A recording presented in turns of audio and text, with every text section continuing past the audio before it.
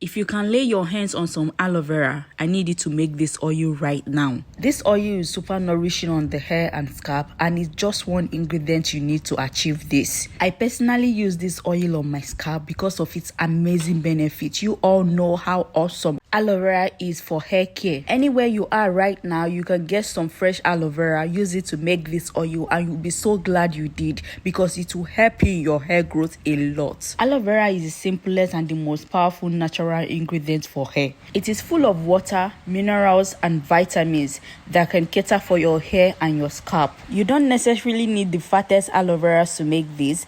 I use the ones in my backyard, even though it looks immature, but it is actually matured because it has been like this forever. I mean, the thing is not getting fat. It is just like this. I am guessing it is just the species. So if yours is like this, you can totally go ahead and use it. Aloe vera is deeply moisturizing because it is mostly water.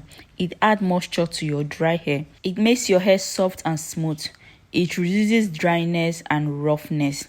It helps your hair feel fresh and hydrated. For this recipe, I highly recommend you use the fresh aloe vera. This aloe vera oil we are about to make help promote hair growth. It creates a healthy environment for your hair to grow. It improves blood flow on your scalp. It feeds your hair with vitamin A, C, and E. It wakes up dormant or slow-growing hair follicle. If your scalp is feeling itchy or irritated, aloe vera can calm it down. It will reduce itchiness and redness on your scalp. It will give you that calm, relaxing feeling on your scalp. It is great if you have sensitive scalp. If everything you put on your hair irritates it, then aloe vera is a must try. Aloe vera also has this natural antibacterial and antifungal property that can help remove dandruff from your scalp, reduce flaking, keep your scalp clean, and prevent dandruff from coming back. What I love the most about using aloe vera is the way it makes your hair really strong and flexible. Your hair won't be breaking that often when you comb it. It will help reduce splits and it will make your hair easy to manage. If you're using the fat aloe vera and you notice that yellowy stuff coming out from underneath, I need you to soak it in water for about 10 minutes before you go ahead and use it, especially if you have sensitive scalp. I didn't remove the skin of the aloe vera because it also has some benefits. The green skin contains extra plant compound even though it is not as strong as the gel itself. It is packed with numerous antioxidants. It also helps fight scalp damages. It supports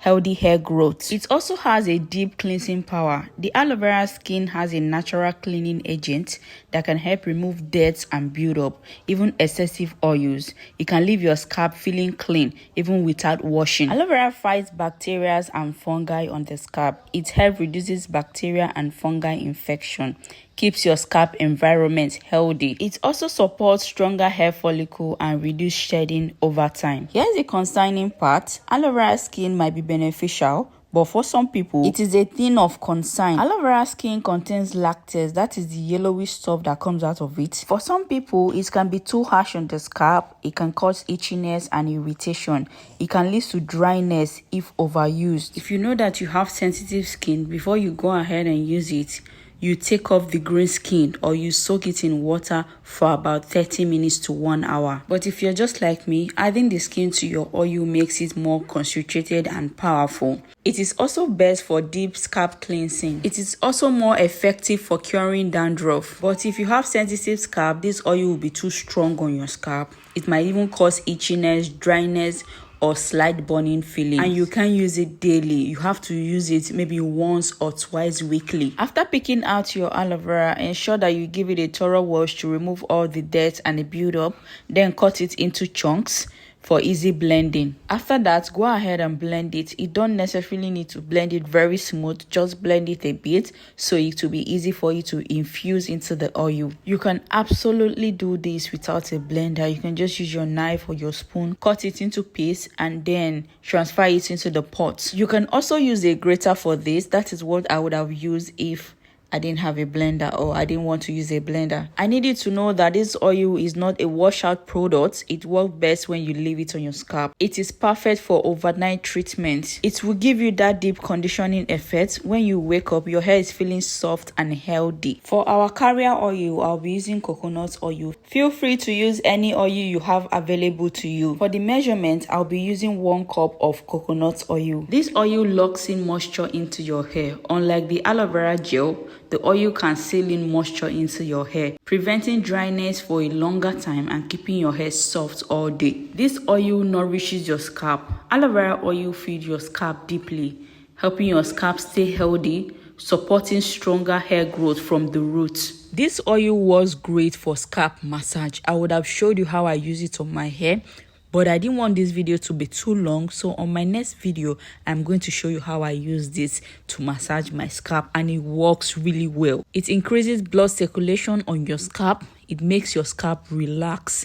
It also supports faster hair growth over time. We are going to cook this oil on low heat. Emphasis on low heat. You're not supposed to cook this on high heat, so you not end up killing all the nutrients. Ensure you stir the oil at intervals so it doesn't get burnt. Anybody can use this oil. You can use it for both your scalp and your hair, and it is excellent for detangling. It makes styling your hair much easier. If your hair feels weak, brittle, or you're struggling with damaged hair, you want to revive it, this is oil you should be using, because this oil will restore life into your damaged hair. It will also improve the texture over time. The reason we are cooking the aloe vera oil is because you have to make sure all the liquid in the aloe vera gets evaporated. You do not want to store aloe vera oil with water. You need to make sure you cook it until it is properly dry. That way your aloe vera oil will last longer even without preservatives. If you don't cook it this way, the aloe vera in the water will separate and then it will spoil very quick. The whole idea is to ensure that the water is totally gone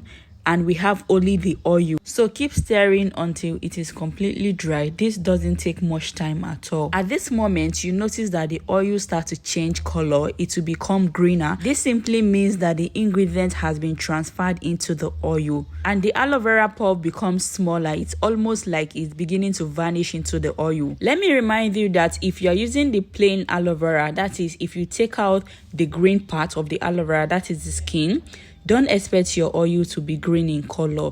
The only reason why it is green is because we included the skin. At this point, our aloe vera oil is ready. You notice that the water has gone. The oil is lighter, which is the perfect consistency. So I'm just going to take it off the fire and then I'll allow this to cool off. I need you to have in mind that this aloe vera oil is stronger than your regular aloe vera oils. So let's talk about how to safely use this. Your hair doesn't have to be wet. Your hair doesn't have to be damped. You have to apply this on a clean scalp.